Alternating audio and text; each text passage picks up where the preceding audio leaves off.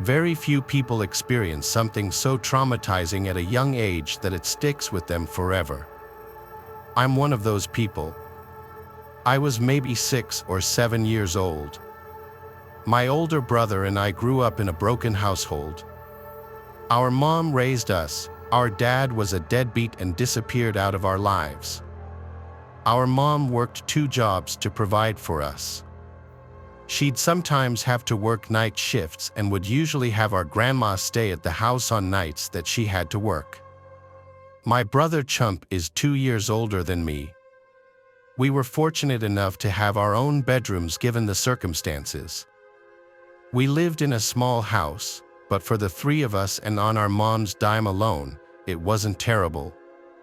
The area in which we lived wasn't amazing, though. It was a night like any other.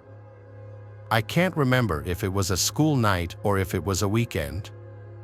I don't remember any tiny details like that, but what I do remember is I was in the living room with my grandma.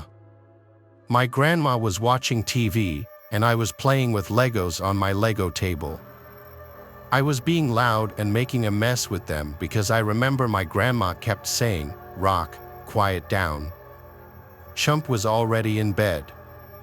My bedtime was 9:30, given that it was probably approaching that time. I'm guessing this was a weekend night, otherwise, my bedtime would have been earlier.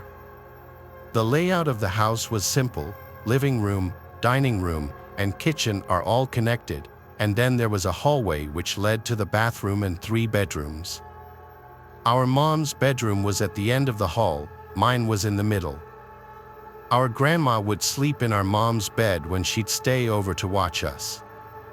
Eventually, I had to go to sleep. My grandma would always go to sleep early too, so right after saying good night to me, she would go to the bathroom to brush her teeth and stuff before going to sleep as well. I was never one to be afraid of the dark or anything. My mom says I used to be a really brave child. But that night, I woke up in the middle of the night, something unusual for me because I remember myself being a very heavy sleeper. I heard something outside in the hallway, creaks in the floor. The wood floors in that house were always very creaky. Anytime someone walked down the hall, you'd hear it. I thought my grandma was going to the bathroom. However, the creaking didn't stop. It sounded like the creaks were moving back and forth. I got out of bed and went to the door to listen. Now, I heard whispering. I was more confused than anything. I thought my grandma was talking to Chump. I opened the door and looked into the hallway, and what I saw still haunts me. There was a tall, naked, skinny woman leaning on the wall with her head between her arms. She was whispering stuff to herself, and then, like a deer in headlights, her head whipped around to look at me. I screamed for my grandma like a little girl and slammed my door shut. There were pounds on my door, and the woman on the other side was screaming a name, "Bonnie, Bonnie, open the door." I kept screaming as loud as I could for my grandma, and I heard her scream in the hallway. I distinctly remember my grandma screaming, "Get the out of here." The woman screamed, "Where is Bonnie?" My grandma was in her mid-60s at the time, and she was still pretty quick.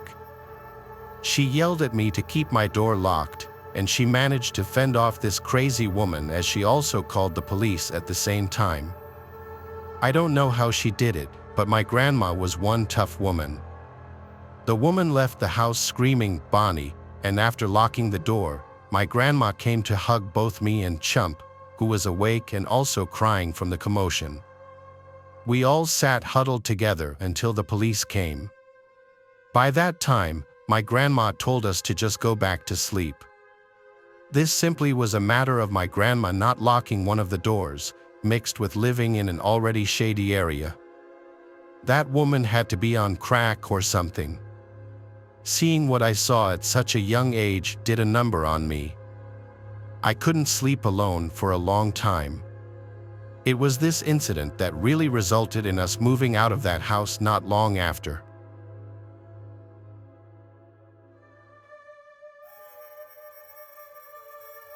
Let me give you some context before the story begins. When I was 18 years old, I lived a pretty normal life. I had just finished high school the year before the story takes place. I had always been one for horror, anything, whether it was movies, games, jump scares, you name it, and I loved it.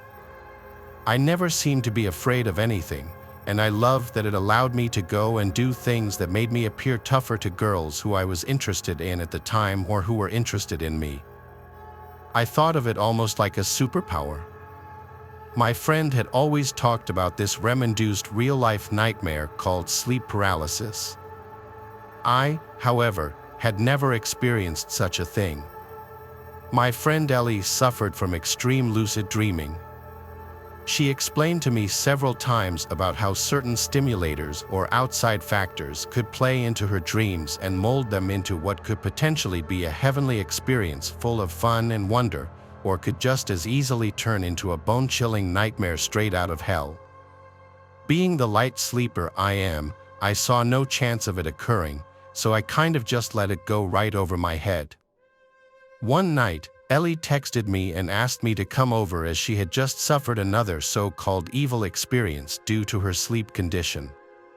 When I arrived, I found her asleep again, seemingly peacefully. I took a seat on her stool that she had for her makeup dresser right by the window and started playing a game on my phone. 30 minutes or so went by, and I figured she was peacefully asleep and it would probably be okay for me to leave as long as I let her know that I stopped by as she requested. But suddenly, Ellie awoke and started screaming. This was a different kind of scream, though, a type of scream I had never heard before, especially from her. It was almost mumbled, I don't know how else to describe it. Her eyes bulged open, and I ran over to her side. I asked her if she was having a bad dream. She started shaking. I grabbed a hold of her to try to calm her down, but the tremors grew. I asked her what was going on, but no response. I figured this was just another one of her so-called sleep paralysis episodes. I did my best to comfort her. After about 40 or so seconds went by, she regained full control of her body. I made sure she was okay and then left to go back to my house, as it was almost 2 o'clock in the morning.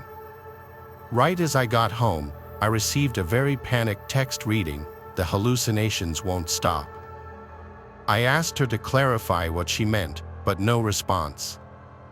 After about 20 minutes went by, I took it upon myself to head back over to her place.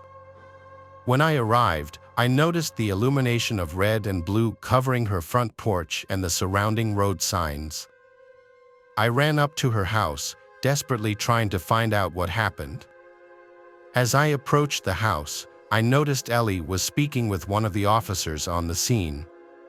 When I went up to talk to her, Ellie and the officer walked me over to a more secluded area. What I found out still sends chills up my spine to this day.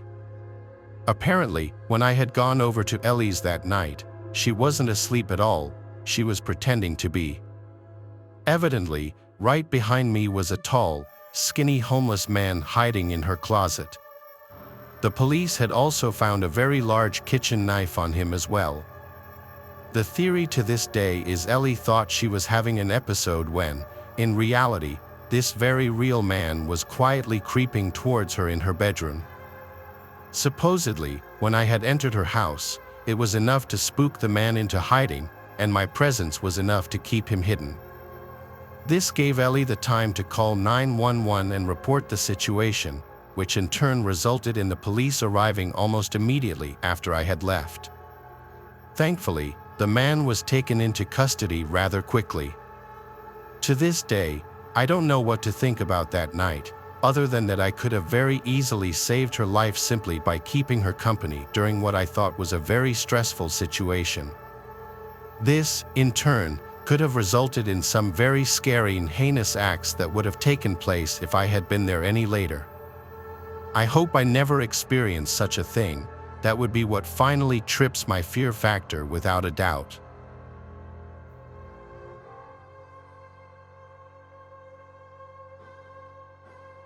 Way back when I was a teenager, my friend's house was broken into. My mom was out of town, and I was at my friend Acer's house. We lived in a middle-class to upper-class neighborhood in the suburbs.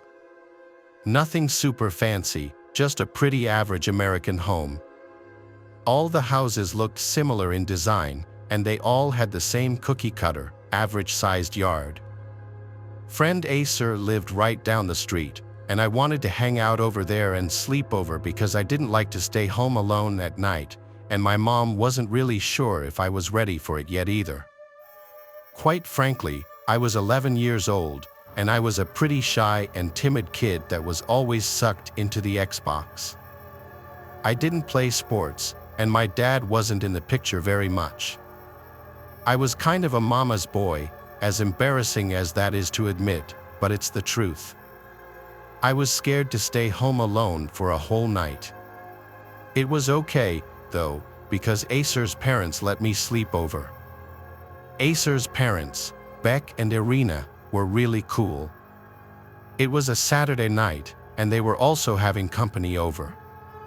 They were grilling out and having some drinks by the fire while Acer and I and a few of his younger cousins ran around the yard, playing catch, jumping on the trampoline, and swimming in their pool. After a few hours of being kids and bouncing off the walls, we grew tired, so we hung out inside for a bit. Then eventually, we made our way outside for an hour or so to hang out with the adults until our curfew came up. I would say around 11 o'clock, his parents made us go inside to get ready for bed. They put a movie on for all of us kids in the basement, and we set up a bunch of sleeping bags. We were watching some random movie, I don't remember what it was, but after a while, I fell asleep. I'm a light sleeper, so it wasn't a surprise when I woke up to one of the doors creeping open in the basement, along with some heavy footsteps, which sounded like they were coming from the stairs. I lifted my head up to see what was going on, but I couldn't see much. It was really dark down there, and I figured it was one of Acer's little cousins maybe just using the restroom or something, so I laid back down.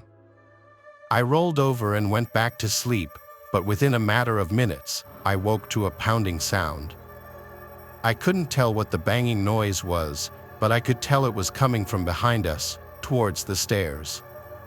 Acer's basement was a decent size, and we were in the living room part of it, but on the other side, there was a bar and like 3 bedrooms and a bathroom. I thought the noise was coming from downstairs, but I wasn't totally sure. I thought that it might have been one of the adults and that maybe they were just grabbing something from downstairs, so I tried to close my eyes again. It was really dark down there, and I didn't expect it to be a stranger either. That, or I thought that maybe one of the adults went to the restroom as well. I didn't have a phone, so I couldn't check the time or get a hold of anyone. I wasn't really sure I needed to anyways. I sat and listened for a while, though, and I couldn't hear the adults outside partying anymore. Maybe they were done for the night and coming in to check on us, I thought. You remember when you were a kid and thought there were monsters under your bed or in the closet? That fear you would feel, but deep down, you knew there was nothing to be scared about because you knew it wasn't real. Kind of felt like that. I went back to sleep one more time, but this time, what happened was far more disturbing than the previous times I'd been woken up. I woke up to a man on top of me, shaking me and trying to grab me. Other kids and Acer all ran to get the adults for help. I put up a fight, but eventually, the strange man grabbed me full on and started to run. I was being kidnapped. I did everything I could to try to get away, kicking, biting, scratching, and I even tried to dig my fingers through the man's eyes, but nothing was working. I was hopeless. That is, until Acer's dad chased him down and hit him in the head with a fire extinguisher. We both fell straight to the ground on the sidewalk, and I hit my head on the cement. Somehow, the man managed to stand up and run away, and since he had a mask on, we had no way of identifying him. I wonder if things would have ended differently had the other adults been there still.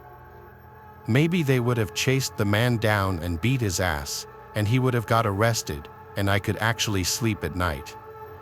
But for the longest of times, I couldn't sleep. The same nightmare came to me over and over and would replay in my head. We think that the man let himself inside through the sliding glass door in the basement. I wonder how long he was standing there, planning the attack. If I would have listened to my gut, maybe things would have turned out differently, but I actually ended up with a concussion anyway. Nothing too severe, but still a concussion. Ever since that day, no matter what it is, I always listen to my intuition, and I suggest you do the same. It's always better to be safe than sorry, believe me.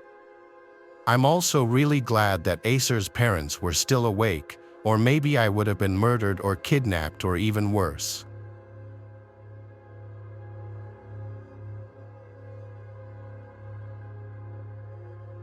It's all too hard to say, but I've been thinking about it non-stop for a while now, and I'm still paranoid.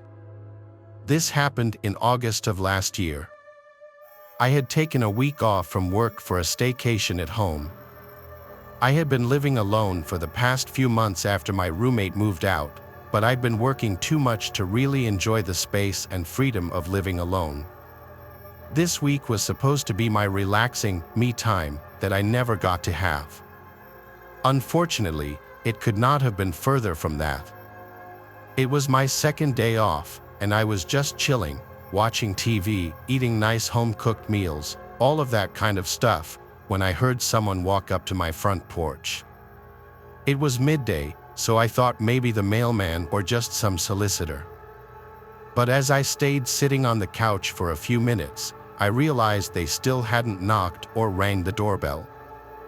I never heard them walk away, so it got me curious. I got up and went over to the door to look out the peephole. Sure enough, someone was still on my porch.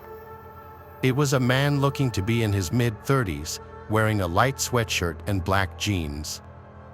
He wasn't in front of the door, though. He was off to the side, looking around like he was searching for something.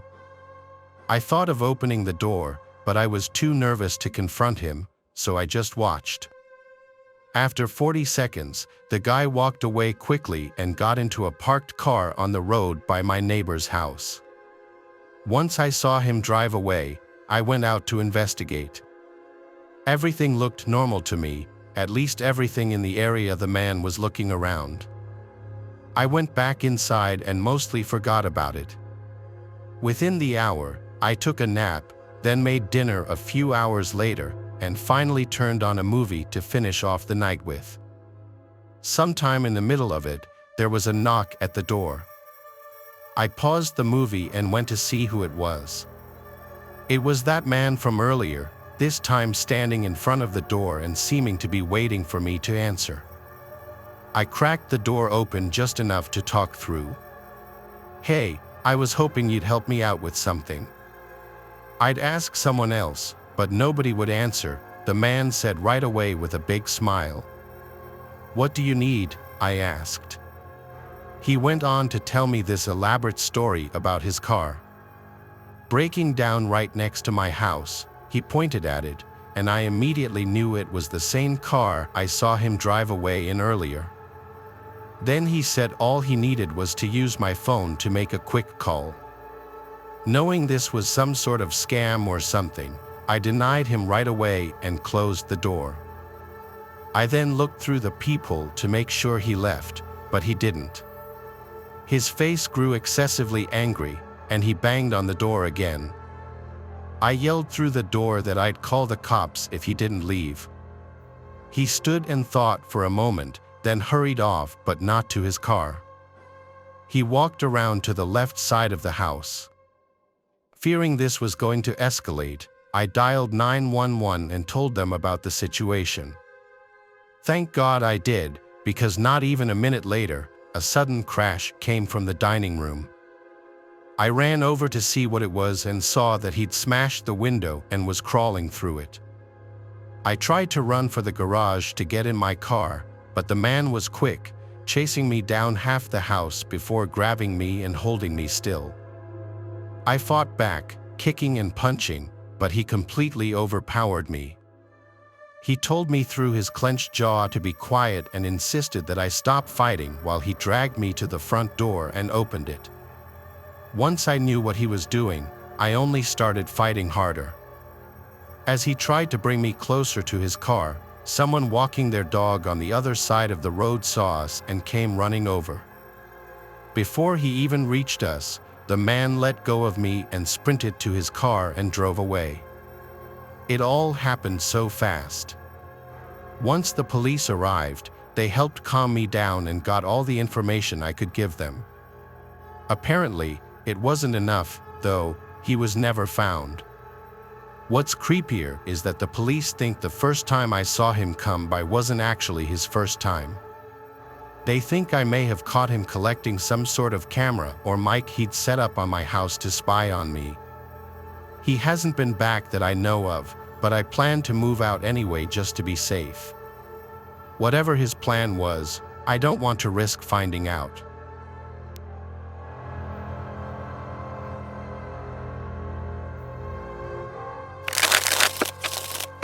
Thanks for watching the video. Subscribe to the channel and turn on notifications to watch the latest videos.